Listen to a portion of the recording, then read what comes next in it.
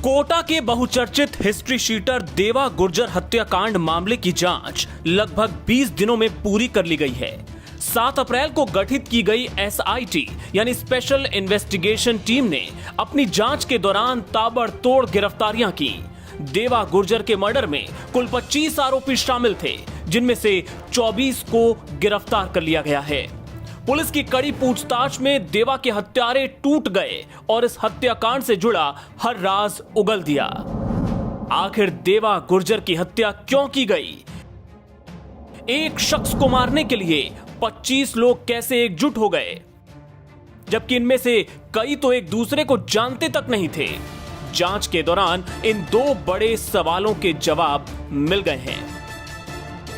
दरअसल इस हत्याकांड में 4 किरदार सबसे अहम हैं। एसआईटी के मुताबिक इनमें से 2 बदमाश बाबू गुर्जर और सांवरा गुर्जर इस मर्डर केस के मास्टरमाइंड हैं।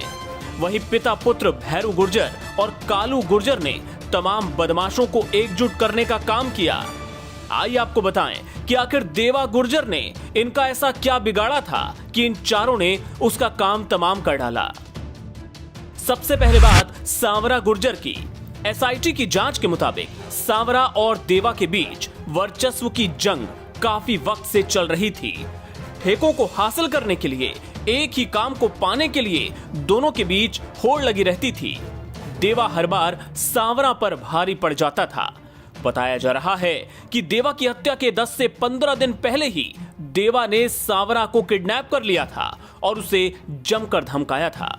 सांवरा के दिल में उसी दिन से बदले की आग जलने लगी थी और उसने देवा को सबक सिखाने की ठान ली थी।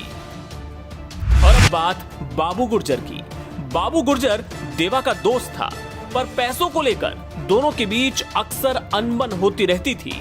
एसआईटी की जांच में पता चला कि रावत भाटा में दोनों ने एक प्लॉट पर कब्जा किया था।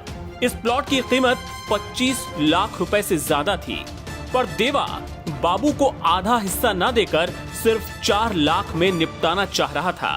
तभी से बाबू के दिल में भी देवा के लिए बदले की आग जलने लगी। भैरू और कालू गुर्जर। दरअसल कालू गुर्जर सांवरा का दोस्त था। देवा ने जब से सांवरा को धमकाया था, वो उसके साथ ही रहने लगा था। और जब देवा को यह बात पता चली तो उसने कालू को भी धमकी दी। ये बात कालू के पिता भैरू गुर्जर को पता लगी तो वो भी देवा के खिलाफ हो गया और इस हत्याकांड को अंजाम देने में उसने भी अहम भूमिका निभाई। इसके बाद सभी ने मिलकर पूरी प्लानिंग की। 1 हफ्ते तक लगातार देवा के मूवमेंट पर नजर रखी गई और आखिरकार 4 अप्रैल को जब देवा एक सैलून में शेविंग करवा रहा था, 23 बदमाशों ने मिलकर एक अकेले इंसान को बेरहमी से कत्ल कर दिया। 23 बदमाश ऑन स्पॉट थे, जबकि 2 बदमाश प्लानिंग में शामिल थे।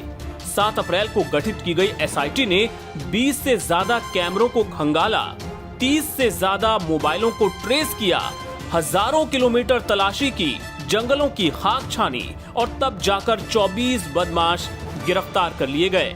25वां बदमाश भैरू गुर्जर अब भी फरार चल रहा है, लेकिन एसआईटी उसे जल्द पकड़ लेने का दावा कर रही है। एनबीटी ऑनलाइन की रिपोर्ट।